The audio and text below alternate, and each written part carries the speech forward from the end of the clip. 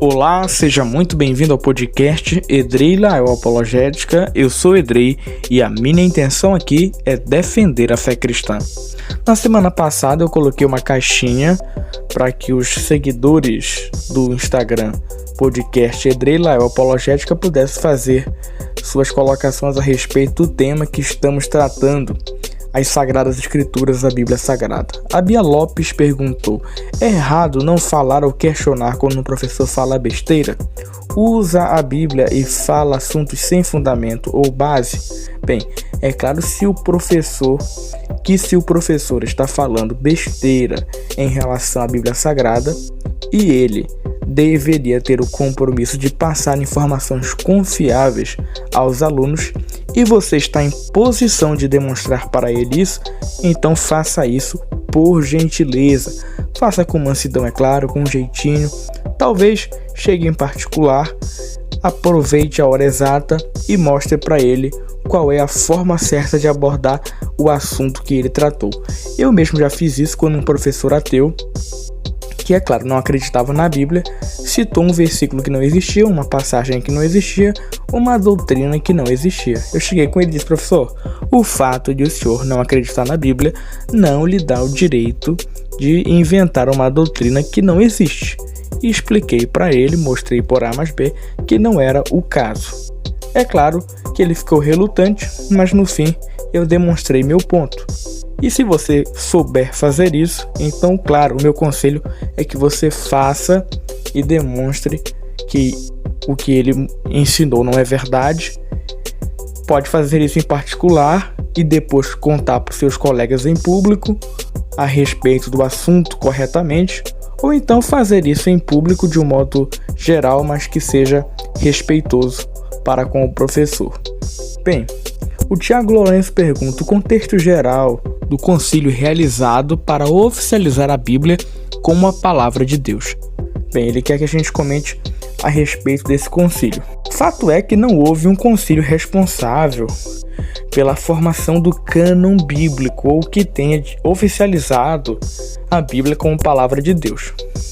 O concílio de Nicéia, muito falado, do século IV, não teve nada a ver com a formação da Bíblia Sagrada, como diz o cara que é autoridade no Novo Testamento, Craig Blomberg. Isso é pura invenção de Dan Brown em O Código da Vinci. Bem, eu falei no episódio passado de que o critério apostólico guiou a formação do cânon do Novo Testamento, mas não indiquei a relação histórica, o processo histórico de como isso aconteceu. Fato é que há indícios de que já no século I havia uma considerável ideia a respeito do que mais tarde seria o cânon do Novo Testamento.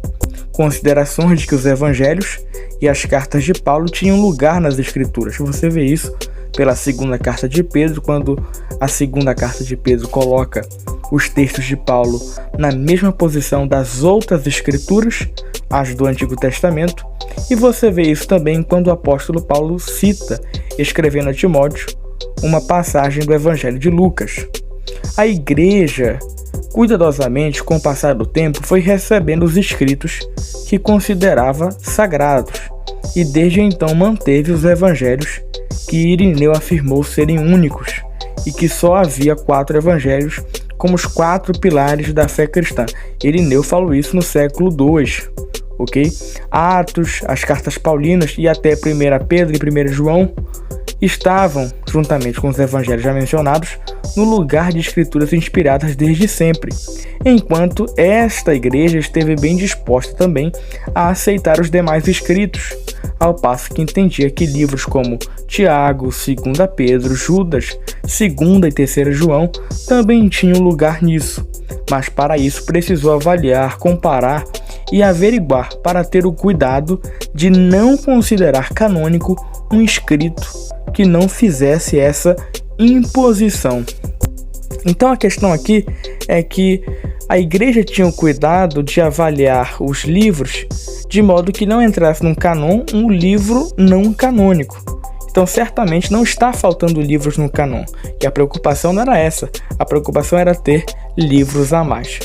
Essa divisão entre livros reconhecidos e discutidos foram feitas por importantes pais da igreja, como Orígenes, e também por figuras históricas relevantes, como Eusébio, que é considerado o pai da história da igreja, e pelas diferentes igrejas em suas respectivas localidades geográficas, até que Atanásio cuidadosamente indicou em carta enviada às igrejas quais os livros cristãos que estavam realmente se impondo como canônicos, indicando o Novo Testamento com os 27 livros que conhecemos hoje. A igreja cristã, então, aceita esses livros canônicos porque realmente ouve a voz de seu mestre falando com ela através deles e, portanto, reconhece a imposição canônica que eles fazem sobre ela e não o contrário. Não foi a igreja que inventou o cânon, foi o cânon que se impôs à igreja de acordo com o critério apostólico sobre o qual nós comentamos. Esses livros são escritos por apóstolos, por pessoas próximas aos apóstolos e que seguem a doutrina dos apóstolos. É claro que eles não aceitaram livros que continham heresias gnósticas ou que não condiziam com a doutrina ensinada pelos apóstolos. Agora, os concílios de Hipona e de Cartago, obviamente, vão confirmar o entendimento das igrejas que seguiram a Atanásio, aceitando o cânon atual de 27 livros. No entanto, como diz Russell Norman Champlin, os concílios não formaram o cânon, mas tão somente tiveram a função de declarar a opinião geral das igrejas em diversas partes do mundo, servindo por isso mesmo para consolidarem e oficializarem essas opiniões.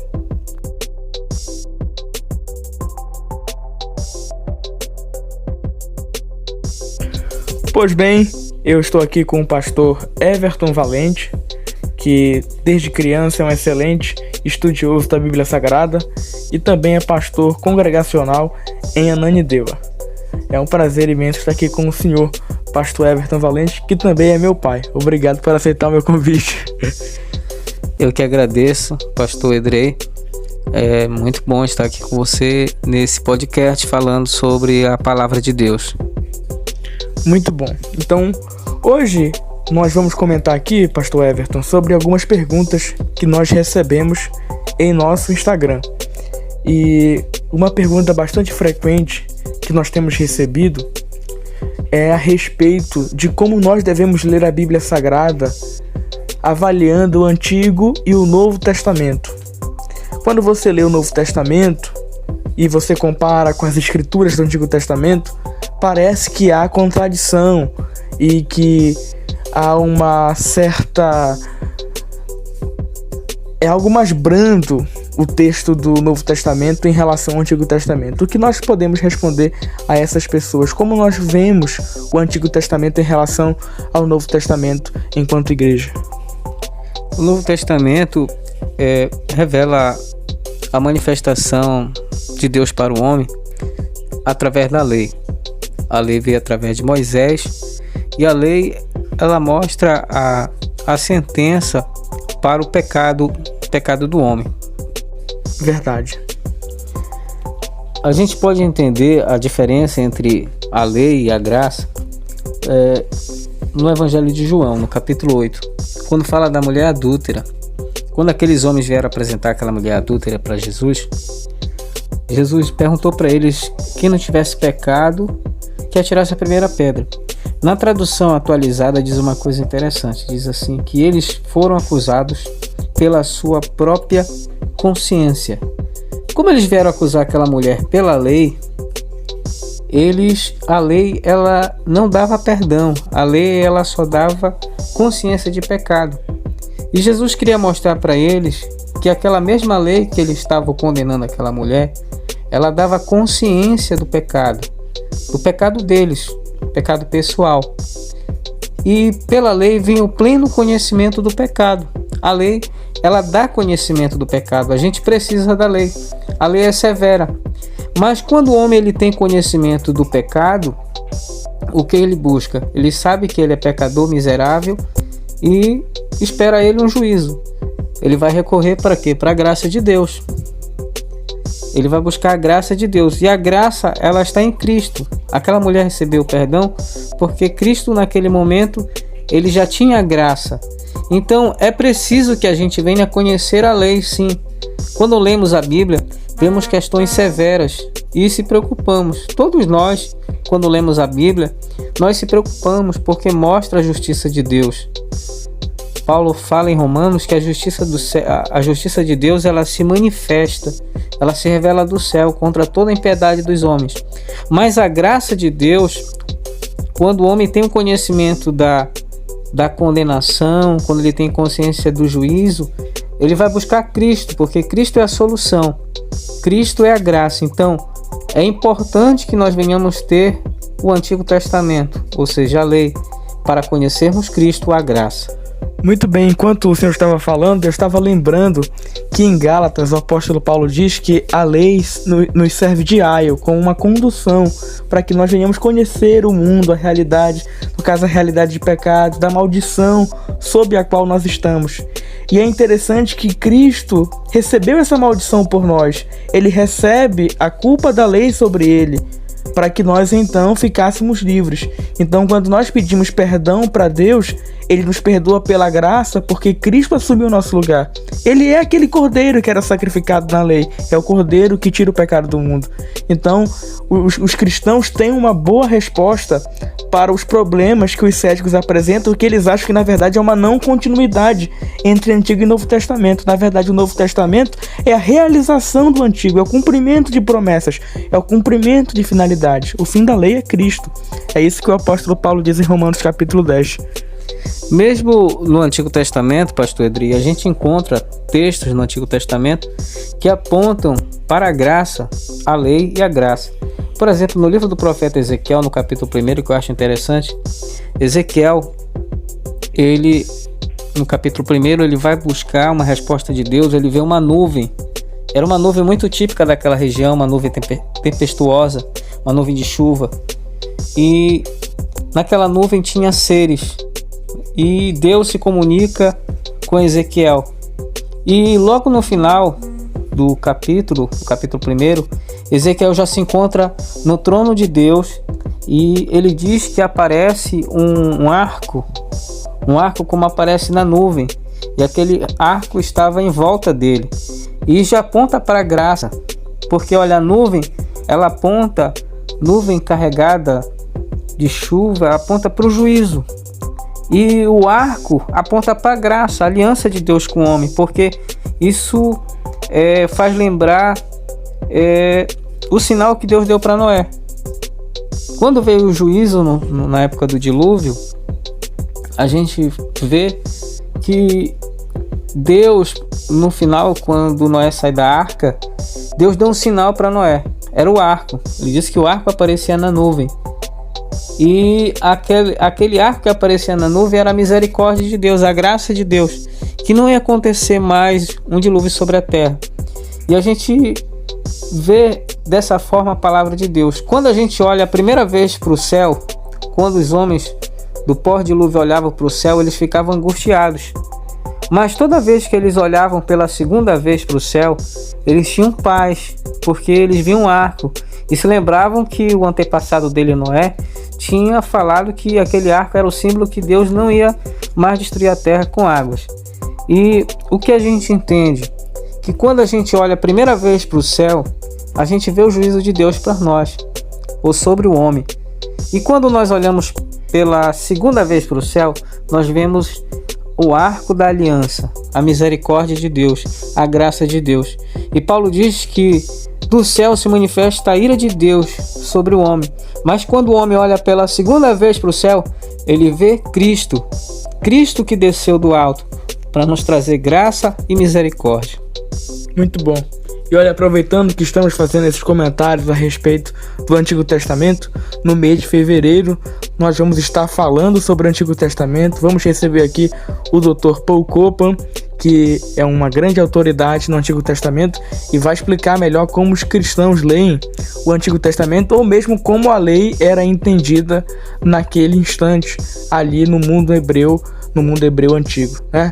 O senhor gosta do Dr. Paul Copan, pastor Everton? Eu gosto, sim. Eu estava lendo o livro dele, né? Deus é um monstro moral. Muito bom. Você que gosta da leitura da palavra de Deus, para entender melhor o Antigo Testamento, adquira o seu exemplar.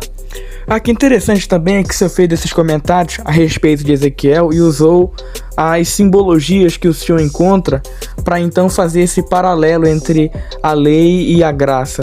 Então, como é que um cristão deve ler a palavra de Deus e perceber que ele está fazendo uma correta interpretação, uma correta especulação que não diz respeito a uma doutrina e então ter uma ideia significante a respeito? Existem critérios para isso? Como é que o senhor faz isso e de forma muito boa? Posso dizer isso porque, como seu filho e seu companheiro, tenho aprendido muito com o senhor e com o que o senhor tem me ensinado na Bíblia Sagrada. Olha, Lutero já falava que a Bíblia por si só se explica. E um bom leitor da Bíblia, ele sendo um leitor atento, dedicado, orando a Deus, buscando, ele vai entender a revelação de Deus através das Escrituras. De Gênesis a Apocalipse, eu acho interessante a Bíblia. Foi escrito por autores diferentes, em épocas diferentes, mas a Bíblia tem uma coerência, pastor Edrei. Ela tem uma coerência. E a gente encontra, por exemplo, Deus, quando dá a sentença para o homem, ele diz que a terra ia produzir espinhos. É interessante isso. Deus falou para o homem. E Deus ali, ele está falando de uma forma espiritual, que a gente chama, né? Nós leitores da Bíblia, simbólica. Deus está falando para o homem, por causa do pecado dele, a terra ia produzir espinhos. E essa terra aponta para o coração do homem. Porque é interessante que quando Jesus ele vai contar a parábola do semeador em Mateus capítulo 13 e os outros evangelhos, ele diz que a terra que produz espinhos, ela sufoca a erva e ela não dá o fruto, ela não prospera. E ela morre antes disso, não é? Isso, ela morre. E essa terra, ela aponta para o coração do homem. O autor aos Hebreus diz que a terra que, de uma forma espiritual, a terra que recebe a chuva e produz espinhos, está falando do coração mau humano, ela diz que ela recebe a maldição. E a terra aponta para o coração do homem, o espinho. São as dores causadas pelos desejos humanos, pelas ambições humanas, pelas ambições das coisas deste mundo. Jesus falou isso na parábola. E a gente encontra, lendo a Bíblia, vários textos que mostram os espinhos como aquilo que causa dor. Nós podemos ver que sobre Jesus colocaram sobre ele uma coroa de espinhos, apontando isso para a palavra de Deus. No livro de Jeremias, no capítulo 4, Deus usou o profeta Jeremias para o povo lavrar o campo, preparar o campo, que era o coração deles, para não lavar entre os espinhos, que era a malignidade humana, as ambições humanas, essas ambições que concorrem para as riquezas, as ambições que o homem vai buscar as coisas desta vida em detrimento ao seu próximo, causando sofrimento a ele e ao seu próximo. Eu acho interessante essa relação na Bíblia, em vários textos da Bíblia. É como se a Bíblia fosse uma série de quebra-cabeças. Não sei se esse é o melhor exemplo, mas parece que é isso que o senhor quer dizer.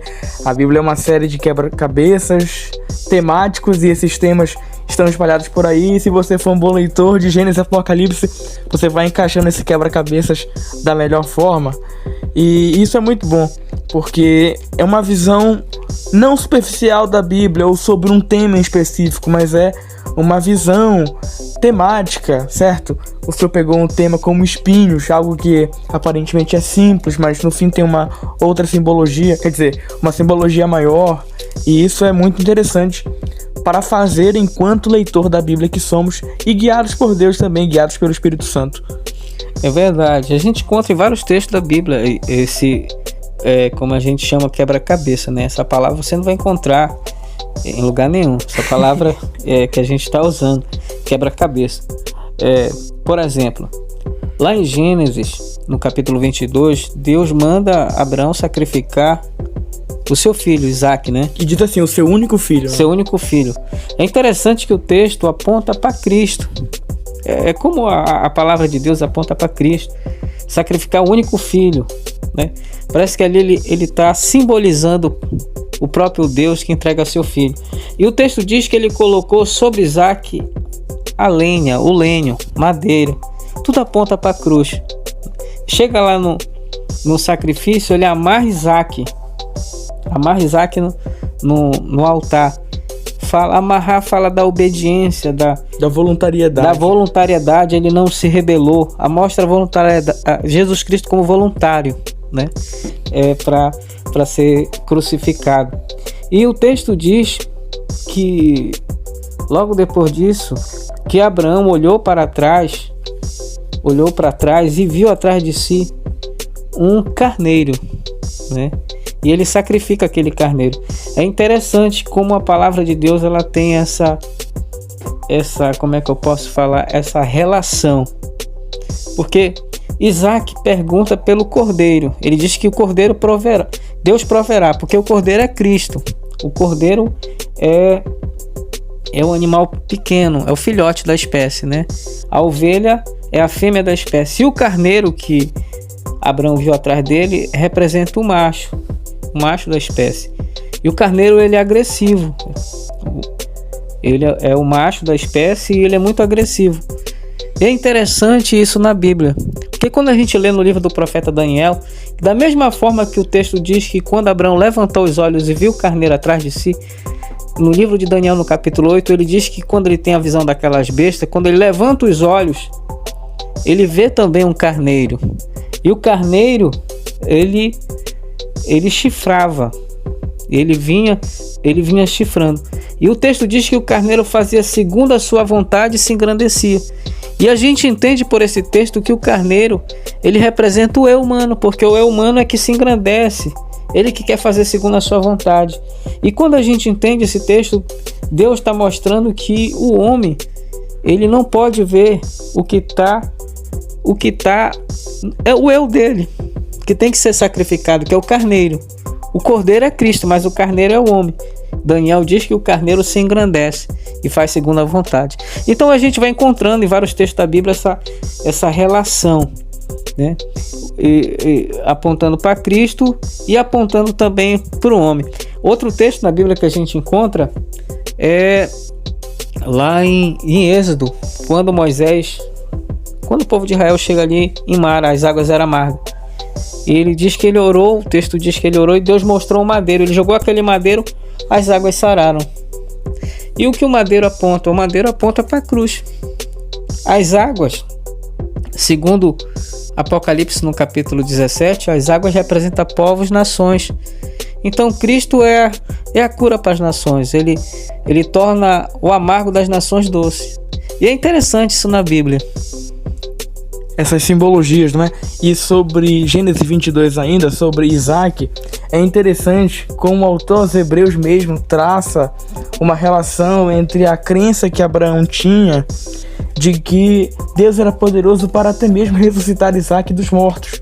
E quando ele tirou Isaac do altar, que ele estava amarrado, ele fez isso, ele fez com que Isaac ressuscitasse em figura. Então é um tipo de Cristo, porque é o tipo de Cristo que é filho de Deus, que voluntariamente se oferece e que também ressuscita, tornando esse sacrifício completo. É interessante, pastor Edrei, nós falarmos também que no livro de Hebreus, ou na carta aos Hebreus, fala que a Bíblia diz que Isaac ressuscitou em figura. E se ele ressuscitou em figura é porque ele morreu em figura. Então Deus disse para Isaac, ou melhor, disse para Abraão sacrificar Isaac. E na verdade, ele sacrificou Isaac, só que ele pensava que era literal. E Deus estava pedindo um sacrifício, só que o sacrifício dele era figurado, porque se ele era sacrificado figurado, ele ia morrer figurado, e conforme o autor dos Hebreus, ele ia ressuscitar figurado, apontando para Cristo. E Cristo ia fazer isso literalmente, morreu, ressuscitou por nós. E é importante nós entendermos assim a palavra de Deus. Há uma relação em toda a Escritura que isso é muito lindo. O Abinael fez uma questão aqui no Instagram perguntando sobre qual é a relação entre tabernáculo e Cristo. Eu sei que você sabe responder sobre isso, porque quando eu era criança eu achei em uma das suas bíblias um comentário que o senhor fez no rodapé, o senhor mesmo escreveu de caneta, fazendo uma relação entre Êxodo 25, versículo 8, que fala do tabernáculo entre a congregação de Israel, e João, capítulo 1, versículo 14. Então, como a encarnação de Cristo ela pode representar, ou melhor, como o tabernáculo ele pode apontar para a encarnação de Cristo na terra? É verdade. Deus disse para Moisés, em Êxodo capítulo 25, para o povo fazer um tabernáculo e Deus ia habitar no meio deles. E quando a gente encontra na introdução do Evangelho de João, no capítulo 1, a Bíblia fala dessa forma: e vimos a sua glória, como a glória do unigênito do Pai, cheio de graça e de verdade. E tudo isso aponta para o tabernáculo. A encarnação de Cristo aponta para o tabernáculo, porque o tabernáculo que foi feito pelo povo de Israel ali no deserto representava o modelo que Deus mostrou para Moisés ali no monte, apontando para Cristo. Deus estava dizendo: olha, quando vocês fizerem esse tabernáculo, que é um símbolo da figura do meu filho, eu vou manifestar a minha graça sobre vocês. E quando Cristo se encarnou, Deus manifestou literalmente o seu tabernáculo no meio do homem. Em Apocalipse também a Bíblia fala que Deus colocará o seu tabernáculo de Deus com o homem, Deus habitará com o homem, e essa habitação é através de Cristo. É verdade, está lá em Apocalipse 21. É através de Cristo. Cristo, ele vai fazer o seu tabernáculo, o seu corpo, a sua presença, porque corpo fala de presença. E outra coisa, pastor, é interessante que Jesus mesmo se via como o templo. Quando ele olha para o templo e lá em João, como é que ele fala mesmo? João capítulo 2. Vocês vão destruir esse templo, em 3 dias eu vou reconstruir ele. Exato, e os judeus pensavam que ele estava ficando louco, né? Mas não entendiam que ele estava falando sobre ele mesmo. 40 e poucos anos. E esse homem está dizendo que em 3 dias ele vai erguer. Só que ele estava falando do seu corpo, do seu tabernáculo. O tabernáculo de Deus com os homens é o próprio Cristo. Os judeus entendiam o tabernáculo como a própria presença de Deus na congregação. E Cristo encarnado é isso, é Deus conosco, o Emmanuel. E interessante é que eu descobri que a palavra habitou no grego de João 1,14, o verbo se fez carne e habitou, tem a ver com armar tenda, acampar, esse sentido de fazer um tabernáculo. Então, de fato, o tabernáculo aponta para Cristo e para sua encarnação. Então, Abinael, você que fez a pergunta, você está mais aí que satisfeito então com essa resposta. Para encerrarmos aqui nosso papo, pastor, eu queria que o senhor contasse pra gente sobre como a Bíblia é capaz de trazer uma transformação interior no homem, como ela pode fazer com que ele mude e, enfim, eu sei que aqueles que conhecem a palavra de Deus de verdade e mantêm o coração aberto em relação a ela, não são as mesmas pessoas que eram antes disso. A minha experiência como obreiro da casa de Deus, como pastor, e ainda antes de ser pastor, eu vejo a palavra de Deus transformar vidas. Eu vi vidas sendo transformadas, pessoas que tinham um comportamento muito diferente na sociedade, até condenável, e a palavra de Deus ela tem essa capacidade de mudar o homem. A Bíblia é os mandamentos de Deus para o homem, e o homem ele não tem condição de cumprir os mandamentos, mas ele com devoção, ele busca a graça de Cristo. Então a leitura da palavra e a oração, ela traz transformação e mudança de vida para o homem. Obrigado, pastor Everton. Esse foi um papo de pai para filho, de filho para pai.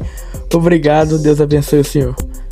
A gente que agradece, que Deus possa abençoar todos os ouvintes desse podcast e que o seu conhecimento da palavra cada dia possa crescer. Deus possa abençoar e abençoar o pastor Edrei Lael.